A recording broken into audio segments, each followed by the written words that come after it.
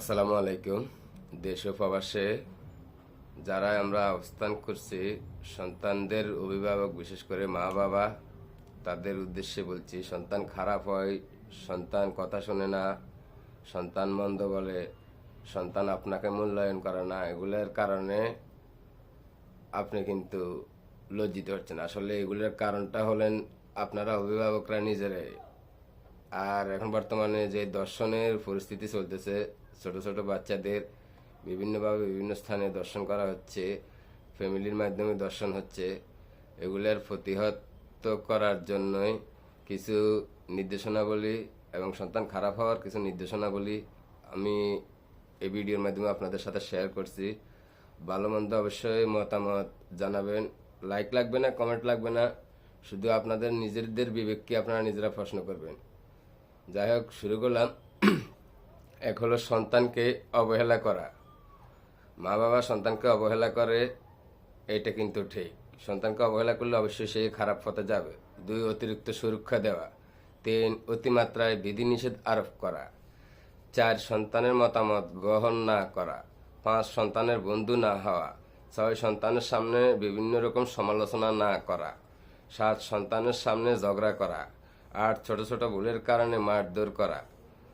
9, সবসময় চাপের মধ্যে রাখা। 10, বিন্দু চাইলে মুখের উপর না করা বা কিছু চাইলে মুখের উপর না করা। 11, 2 সন্তানকে 2 নজরে দেখা। আমাদের সচরাচর মা বাবা কিন্তু 2জন সন্তান থাকলে 2জন সন্তানকে 2 রকম চোখে দেখে। এই কারণে সন্তানদের ভিতরে কিছু রাগ ক্ষোভ জন্ম নেয়। 12, বাইরের পরিবেশ ভালো না থাকা। 13, টাকা পয়সা সম্পর্কে ধারণা না দেওয়া। 14, অন্যের পরামর্শ না শোনা। 15, সন্তানের বিশেষ দিনে পাশে না থাকা। 16, সবশেষে কন্যা সন্তানের প্রতি মায়ের দুর্বলতা থাকা। এগুলোর কারণে সন্তান অনেকটাই খারাপ পথে যেতে বাধ্য হয়। যাই হোক, সন্তানের সামনে সমালোচনা না করাই উত্তম। সন্তানের সামনে ঝগড়া বিবাদ না করাই উত্তম। ছোট ছোট ভুলের কারণে সন্তানকে মারধর বা বকা দেওয়া একেবারে বেমানান।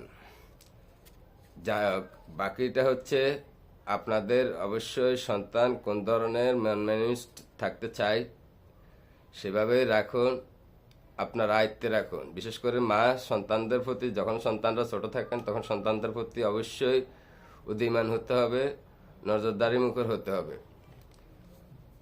এখন বলি, দর্শনের যে প্রতিহার, যে ঘটনাগুলো ঘটছে সচরাচর আমাদের দেশে বর্তমানে দর্শন নিয়ে, বাবা মেয়েকে, ভাই বোনকে, পার্শ্ববর্তী ছোট বাচ্চাকে স্কুল মাদ্রাসার শিক্ষকেরা বিভিন্নভাবে এইভাবে হেনস্থা করে যাইতেছে।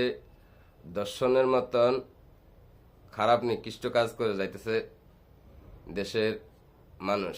তো আমি ধিক্কার দিয়ে জানাবো এবং বলবো যে, যে হোক, সন্তানের বাবা হোক ভাই হোক, এমন পাষণ্ড বলাৎকারের মতো কাজ যদি কেউ করে থাকেন, অবশ্যই প্রকাশ্যে তাকে নির্মমভাবে মৃত্যুদণ্ড দিতে হবে, যাতে করে একজনের দেখা দেখে অন্যরা সাবধানতা অবলম্বন করে এবং এরকম নিকৃষ্ট কাজ করার মতো সাহসটা জন্ম না নেয়।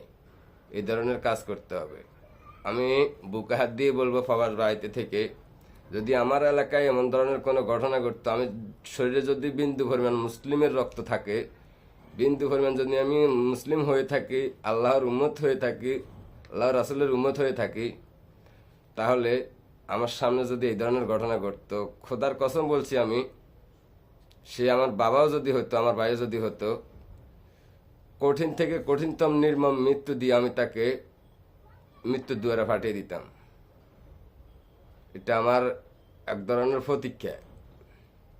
কি যে দেশে হইতেছে, কি যে দেশে ঘটতেছে, আল্লাহ কি নেই নাকি?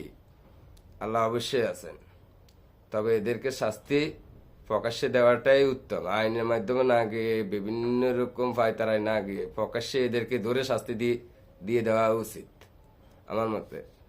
আপনাদের মতামত আপনাদের বিবেককে জিজ্ঞেস করবেন। বিবিকে জিজ্ঞেস করলে প্রশ্ন বেরিয়ে আসবে। আমাকে কমেন্ট করতে হবে না, লাইক করতে হবে না। ভালো থাকবেন সবাই। আল্লাহ হাফেজ।